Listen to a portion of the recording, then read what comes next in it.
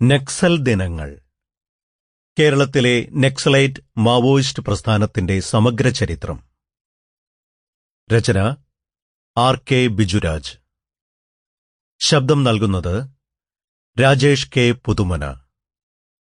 Production copyright Storytel and DC books 2021, a DC books production. ഭാഗം 1. ഇടിമുഴക്കവും കാട്ടുതീയും. 1967 മുതൽ 1971 വരെ. പേരയ്ക്കയുടെ രുചിയറിയാൻ നിങ്ങൾ ആഗ്രഹിക്കുന്നുവെങ്കിൽ പേരയ്ക്ക തിന്നേ മതിയാവൂ. വിപ്ലവത്തിന്റെ സിദ്ധാന്തവും പ്രവർത്തനക്രമങ്ങളും അറിയാൻ നിങ്ങൾ ആഗ്രഹിക്കുന്നെങ്കിൽ വിപ്ലവത്തിൽ പങ്കെടുത്തേ പറ്റൂ. Mao Tse Tung. തുടക്കം കൊടുങ്കാറ്റിനു മുമ്പ്. 60കളുടെ ആദ്യപാദിയിൽ ഇന്ത്യൻ കമ്മ്യൂണിസ്റ്റ് പാർട്ടി അതിന്റെ ചരിത്രത്തിലെ ഏറ്റവും സങ്കീർണവും തീവ്രവുമായ ഭിന്നിപ്പിന് വിധേയമാകുമ്പോൾ വിപ്ലവം ആഗ്രഹിച്ചവരെല്ലാം അടിമുടി ഉലഞ്ഞു. അണികളും പ്രസ്ഥാനത്തെ സ്നേഹിച്ചവരുമെല്ലാം നിരാശയിലേക്ക് നിലംപൊത്തി. അന്നുവരെ താലോലിച്ച ചുവന്ന സ്വപ്നങ്ങളെല്ലാം പൊടുന്നനെ പൊലിയുന്ന പോലൊരു അനുഭവം.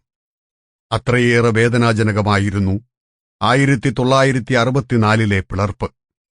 എന്നാൽ എല്ലാവരും അങ്ങനെ ദുഃഖിതരായിരുന്നു എന്ന് കരുതുന്നത് ശരിയാവില്ല.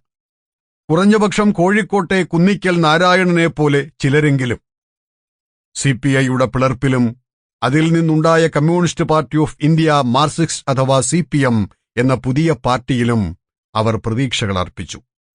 വലതുപക്ഷത്ത് ഇഴയുന്ന CPIയെ കൊണ്ട് ഒരിക്കലും വിപ്ലവം സാധ്യമല്ലെന്ന് കരുതി മനം മടുത്ത് പ്രവർത്തനങ്ങളിൽ നിർജീവമായിരുന്ന അവർ ഉണർന്നെഴുന്നേറ്റു. പുതിയ പാർട്ടി സംഘടിപ്പിക്കാനുള്ള പ്രവർത്തനത്തിൽ അവർ സർവവും മറന്നു മുഴുകി. സാർവദേശീയ തലത്തിൽ സോവിയറ്റ് യൂണിയനിലെയും ചൈനയിലെയും കമ്മ്യൂണിസ്റ്റ് പാർട്ടികൾ ഇരുപക്ഷത്തുമായുള്ള ഭിന്നിപ്പിൽ വിപ്ലവ സ്വഭാവം പുലർത്തിയിരുന്നത് മാവോ സേ തുങ്ങിന്റെ നേതൃത്വത്തിലുള്ള ചൈനീസ് കമ്മ്യൂണിസ്റ്റ് പാർട്ടിയായിരുന്നു. ഇന്ത്യയിൽ പിളർപ്പിലൂടെ രൂപീകരിക്കപ്പെട്ട പുതിയ പാർട്ടി CPM ചൈനീസ് പക്ഷത്താണെന്ന ധാരണ പരക്കെ നിലനിന്നിരുന്നു. ഇതാണ് പ്രധാനമായും കുന്നിക്കൽ നാരായണനെപ്പോലുള്ളവരെ ചലിപ്പിക്കാൻ പ്രേരിപ്പിച്ചത്. സായുധ വിപ്ലവത്തിലൂടെ തൊഴിലാളിവർഗ സർവാധിപത്യം സ്ഥാപിക്കണമെന്ന കാര്യത്തിൽ കുന്നിക്കലിന് ഒരു സംശയവും ഉണ്ടായിരുന്നില്ല. എന്നാൽ പെട്ടെന്നു തന്നെ അവർ നിരാശരായി. കാരണം അവരാഗ്രഹിച്ച നിലയ്ക്കായിരുന്നില്ല പുതിയ പാർട്ടിയും നീങ്ങിയത്. കമ്മ്യൂണിസ്റ്റ് പാർട്ടി ഓഫ് ഇന്ത്യ മാർക്സിസ്റ്റിന് ഗുരുതരമായ പ്രശ്നങ്ങളുണ്ടെന്ന് അവരെ ബോധ്യപ്പെടുത്തിയത് പാർട്ടി നേതാവായ EM ശങ്കരൻ നമ്പൂതിരിപ്പാടിന്റെ ചില നടപടികളായിരുന്നു. കുന്നിക്കൽ നാരായണൻ അടങ്ങിയ കോഴിക്കോട്ടെ പാർട്ടി 27ാം ഡിവിഷൻ സംസ്ഥാന കമ്മിറ്റിക്ക് മുമ്പിൽ ഒരു നിർദ്ദേശം സമർപ്പിച്ചു. ശരിക്കും പറഞ്ഞാൽ നിർദ്ദേശമല്ല, അനുവാദമാണ് ചോദിച്ചത്. ചൈനീസ് കമ്മ്യൂണിസ്റ്റ് പാർട്ടിയുടെ പൊതു ലയൻ, സ്റ്റാലിനെക്കുറിച്ചുള്ള തർക്കത്തെപ്പറ്റി എന്നീ ലഘുലേഖകൾ മലയാളത്തിലേക്ക് മൊഴിമാറ്റി പ്രസിദ്ധീകരിക്കാനുള്ള അനുവാദം. സാർവദേശീയ തലത്തിൽ കമ്മ്യൂണിസ്റ്റ് പ്രസ്ഥാനത്തിനുള്ളിൽ ആശയസംവാദങ്ങളും ഭിന്നിപ്പും നടക്കുന്ന കാലം. ഒപ്പം രാജ്യത്തിനുള്ളിൽ CPIയും CPMും തമ്മിൽ ചർച്ചകളും നടക്കുന്നു. എന്നാൽ ഈ ചർച്ചകളെപ്പറ്റിയും സംവാദങ്ങളെപ്പറ്റിയും സാധാരണ മലയാളി പാർട്ടി പ്രവർത്തകർക്ക് ധാരണ ഉണ്ടായിരുന്നില്ല. അതിന് പ്രധാന കാരണം ലഘുലേഖകളെല്ലാം ഇംഗ്ലീഷിലാണ് എന്നതായിരുന്നു. അത് മലയാളത്തിലാക്കി അച്ചടിച്ച് പ്രസിദ്ധീകരിക്കുകയാണ് നടന്നുകൊണ്ടിരുന്ന സംവാദങ്ങളിൽ സാധാരണ പ്രവർത്തകരെയും പങ്കാളിയാക്കാനുള്ള മാർഗം. അതിനാലാണ് ലഘുലേഖകൾ അച്ചടിക്കാനുള്ള അനുവാദം തേടിയത്. പക്ഷേ EM ശങ്കരൻ നമ്പൂതിരിപ്പാടിന്റെ നേതൃത്വം അത് സമ്മതിച്ചില്ല. സംഘടന സംസ്ഥാന തലത്തിൽ ചില ശ്രമങ്ങൾ നടത്തുന്നു എന്നൊക്കെയായിരുന്നു അതിന് ന്യായം പറഞ്ഞത്.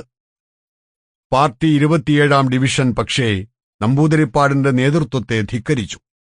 സ്വന്തം നിലയ്ക്ക് അവർ ഒരു പ്രസിദ്ധീകരണ കേന്ദ്രം കോഴിക്കോട് കല്ലായി റോഡിൽ തുറന്നു. മാർക്സിസ്റ്റ് പബ്ലിക്കേഷൻസ് എന്ന പേരിൽ ബുക്ക് സ്റ്റാളായിരുന്നു അത്. വിപ്ലവ സാഹിത്യങ്ങൾ ലഘുലേഖകളായി ഒന്നൊന്നായി പുറത്തുവരാൻ തുടങ്ങി. ആ നടപടിയോട് പാർട്ടി നേതൃത്വത്തിന്റെ എതിർപ്പ് അനുനിമിഷം കൂടി വന്നെങ്കിലും തെളിഞ്ഞും മറഞ്ഞും ആക്രമണം നടന്നെങ്കിലും അവർ മുന്നോട്ടു പോയി. ആശയപ്രചരണവും സിദ്ധാന്തങ്ങളുടെ പഠനവും നിഷേധിക്കുക എന്നത് തെറ്റായ നേതൃത്വ പ്രവണതയായതിനാൽ എന്തു ഭവിഷ്യത്തും നേരിടുക എന്നതായിരുന്നു നിലപാട്. 1966 മധ്യത്തിലായിരുന്നു ഇത്. Sample complete. Ready to continue?